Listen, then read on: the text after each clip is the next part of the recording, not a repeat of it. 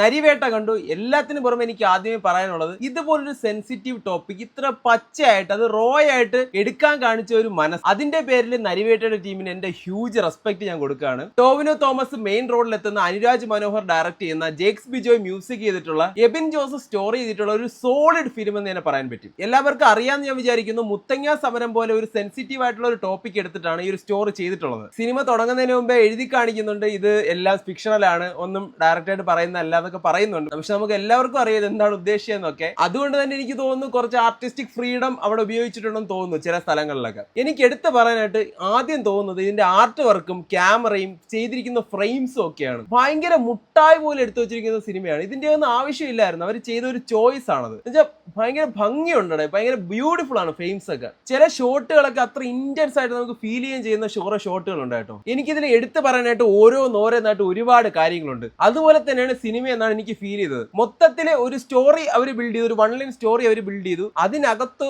ഓരോ സീക്വൻസുകളും ഫോക്കസ് ചെയ്തെടുത്ത പോലെയാണ് എനിക്ക് ഫീൽ ചെയ്തത്. അതായത് തമ്മിൽ ഒരു കണക്ഷൻ വെക്കാനായിട്ട് അവർ എഫേർട്ട് എടുത്തിട്ടില്ല. പക്ഷെ ഓരോ സീക്വൻസുകളും, ഇപ്പൊ ഒരു സിറ്റുവേഷൻ, അതിനനുസരിച്ചുള്ള സീക്വൻസുകൾ അവർ പ്രോപ്പർ ആയിട്ട് പ്ലേസ് ചെയ്ത് എന്തൊക്കെ വേണം, എന്തൊക്കെ ഇമോഷൻസ് അവിടെ വരണം. ചില വൺ ഷോട്ടുകളൊക്കെ ഉണ്ട് കേട്ടോ, ഒരു ഫൈറ്റ് ഒക്കെ വൺ ഷോട്ടുകളൊക്കെ ഉണ്ട്. എല്ലാം അടിപൊളിയാണ്. പക്ഷെ എനിക്ക് ഒരേ ഒരു കാര്യം തോന്നിയത്, ചെറിയൊരു ലാഗ് ഫീൽ ചെയ്തു. കാര്യം ഫസ്റ്റ് ഹാഫിലാണെങ്കിലും ഒരുപാട് അവര് ടോവിനോടെ ക്യാരക്ടർ ബിൽഡ് ചെയ്തെടുക്കുക, അല്ലെങ്കിൽ നമ്മുടെ ഉള്ളിലേക്ക് ആ ക്യാരക്ടർ എങ്ങനെയാണെന്ന് പറഞ്ഞു തരാനായിട്ടൊക്കെ ഒരുപാട് സമയം എടുത്തിട്ടുണ്ട്. സത്യത്തിൽ അതിന്റെ ആവശ്യമുണ്ട്, പക്ഷെ കുറച്ചുകൂടെ ഒന്ന് എൻഗേജിങ് ആക്കാമെന്ന് എനിക്ക് തോന്നി. അത് കഴിഞ്ഞ് സെക്കൻഡ് ഹാഫിലേക്ക് വരുമ്പോൾ കൂടുതൽ ഇമോഷനാണ്. അപ്പോഴാണ് നമുക്ക് ഫസ്റ്റ് ഹാഫിന്റെ ആ ഒരു പ്രസക്തി മനസ്സിലാക്കുന്നത്. മുത്തങ്ങ സമരം എന്നൊരു ടോപ്പിക്കില് നമ്മളെ പോലെ ഒരു സാധാരണക്കാരൻ ആ ഒരു പ്രശ്നത്തിന്റെ അകത്ത് നിന്ന് ഇൻവോൾവ് ആയി കാണുന്ന പോലെയാണ് സിനിമ എടുത്തിട്ടുള്ളത്. അതെനിക്ക് നല്ലതായിട്ട് ഇഷ്ടപ്പെട്ടു കേട്ടോ. ചില സമയത്തൊക്കെ നല്ലപോലെ ഡയറക്ടർ ബ്രില്യൻസ് യൂസ് ചെയ്തിട്ടുണ്ട്. ചില സീനുകളൊക്കെ അങ്ങനെയാണ് ചെയ്തിരിക്കുന്നത്. ഇപ്പൊ സുരാജും ടോവിനോയും തമ്മിലൊരു സീനുണ്ട്. ഇത് രണ്ട് സമയത്ത് നടക്കുന്ന സീനാണ്. പക്ഷെ ഒരു സീൻ കൊണ്ട് മറ്റേ സീനിന്റെ ഇന്റൻസിറ്റി കാണിക്കാനൊക്കെ ഡയറക്ടർ ശ്രമിച്ചിട്ടുണ്ട്. എനിക്ക് അതൊക്കെ ഒരു വെറൈറ്റി അപ്രോച്ച് ആയിട്ട് തോന്നി കേട്ടോ. എന്ന് പറഞ്ഞ സീക്വൻസസിൽ അവർ നല്ല പോലെ ഇൻവെസ്റ്റ് ചെയ്തിട്ടുണ്ട്. ഫ്രെയിംസ് ആയാലും ലൊക്കേഷൻസ് ആയാലും ക്യാമറ ആയാലും ആ ഒരു സ്ക്രീൻ പ്ലേ ആയാലും ഒരു സീക്വൻസ് ബേസ്ഡ് ആയിട്ടാണ് അവർ ഫോക്കസ് ചെയ്തിട്ടുള്ളത്. ക്യാമറ ഞാൻ പറഞ്ഞു അടിപൊളിയാണ്. പക്ഷെ അത് മാത്രമല്ല,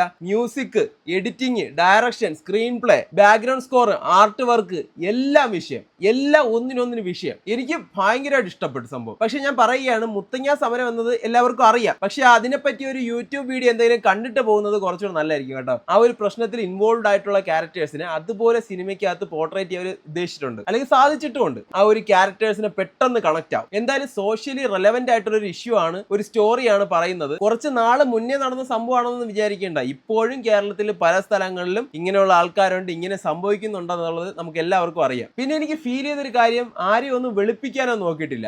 ടോവിനോ തോമസ് ഉൾപ്പെടെ എല്ലാവരും ഒരു നെഗറ്റീവ് ഷെയ്ഡിലാണ് നിൽക്കുന്നത്. നമ്മുടെ സൊസൈറ്റിയുടെ അല്ലെങ്കിൽ അടക്കി പരിക്കാൻ ഉദ്ദേശിക്കുന്ന കുറച്ച് ഗ്രൂപ്പ് ഓഫ് ആൾക്കാരുണ്ട്. അതായത് നമ്മുടെ സൊസൈറ്റിയുടെ ഒരു ഡാർക്കർ സൈഡ്, ആ ഒരു സൈഡാണ് ഇവരിതിൽ എക്സ്പ്ലോയിറ്റ് ചെയ്യുന്നത്. എനിക്ക് എന്തുകൊണ്ട് ഇഷ്ടപ്പെട്ടു, നമ്മളിൽ പലരും വിളിച്ചു പറയാൻ ആഗ്രഹിക്കുന്ന കാര്യങ്ങളാണ് കാണിച്ചത്. ഇങ്ങനെയുള്ള ആൾക്കാരുടെ അടുത്ത് എനിക്ക് എന്നും ദേഷ്യമാണ്. ഞാൻ എന്തായാലും ഈ ഇഷ്യൂവിന് കാരണമായിട്ടുള്ള ആൾക്കാരുടെ അടുത്ത് എന്റെ പ്രതീക്ഷ ഈ വീഡിയോയിലൂടെ അറിയിക്കുകയാണ്. പിന്നെ ഒരുപാട് ത്രില്ലറോ മിസ്റ്ററിയോ അത്ര കൊമേഴ്ഷ്യൽ എലമെന്റോ ഒന്നും പ്രതീക്ഷിച്ചാലും പോകണ്ട. ഒരു സോഷ്യൽ റിലവന്റ് ആയിട്ടുള്ള ഒരു സെൻസിറ്റീവ് ടോപ്പിക്ക്, ത്രില്ലർ സ്വഭാവം ഉണ്ട്, ഒരു ഡ്രാമ മോഡിൽ പറയുന്ന ഒരു ഫിലിമാണിത്. എല്ലാവരും തിയേറ്ററിൽ പോയി കാണണമെന്ന് തന്നെയാണ് പറയാനുള്ളത്. കാര്യം അതിന്റെ ഒരു വാല്യൂ ഉണ്ട്. ഈ സിനിമയ്ക്ക് അതിന്റെ ഒരു വാല്യൂ ഉണ്ട്. ആദിവാസി സമൂഹത്തിനെ പറ്റിയാണ് പറയുന്നത്. മുത്തങ്ങ സമരം പോലൊരു ടോപ്പിക് എടുത്തിട്ടുണ്ടെന്നേ ഉള്ളൂ. നമുക്കറിയാം അവരെ സംബന്ധിച്ച് ഒരുപാട് പ്രശ്നങ്ങൾ ഇപ്പോഴും നമ്മുടെ കേരളത്തിൽ നടക്കുന്നുണ്ട്. ആ ഒരു പ്രശ്നത്തിൽ ഇൻവോൾവ് ആയിട്ടുള്ള അല്ലെങ്കിൽ അതിന്റെ വിക്ടിംസ് ആയിട്ടുള്ള, അതിന് സമരം ചെയ്ത ആൾക്കാർക്ക് ഇന്നും നീതി ലഭിക്കാത്ത സിറ്റുവേഷൻസ് ആണ്. അപ്പൊ ഈ ഒരു സിനിമ വരുമ്പോഴാണ് നമ്മൾ അതിനെ പറ്റിയൊക്കെ ചർച്ച ചെയ്യുന്നത് തന്നെ. ഇതുപോലത്തെ ഫിലിംസും വേണം. സിനിമ ഒരു മീഡിയം ആണ്, നമുക്ക് എക്സ്പ്രസ് ചെയ്യാൻ പറ്റിയ ഒരു സാധനമാണിത്. അതിന്റെ ഒരു എക്സാമ്പിൾ തന്നെയാണ്